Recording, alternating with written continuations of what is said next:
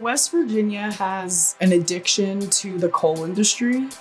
We've blown off thousands of mountaintops to mine for coal, and there's a lot of pride in that history, but nothing was reinvested back in our state after it was taken.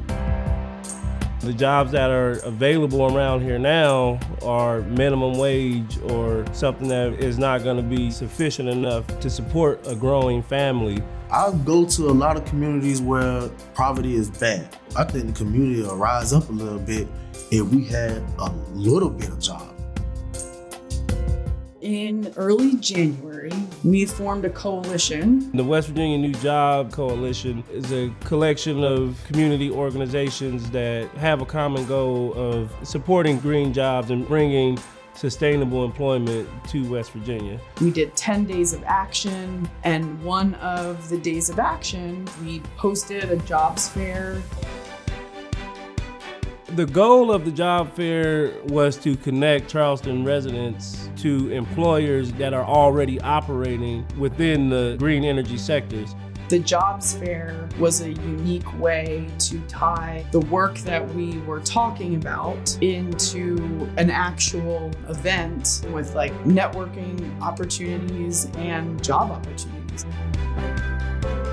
People that worked in the coal industry can repurpose a lot of the skills that they already have. This is about creating sustainable jobs for everybody.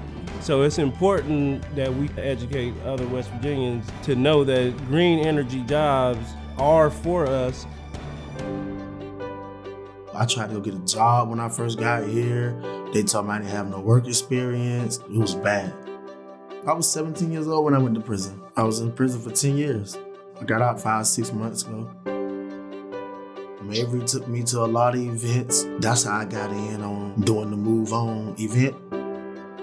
He helped volunteer that morning while we were setting up for the jobs fair. And when I went there and I found out what kind of people come to interact with a job fair, this is great opportunities. Every booth they had set up, I talked to everybody.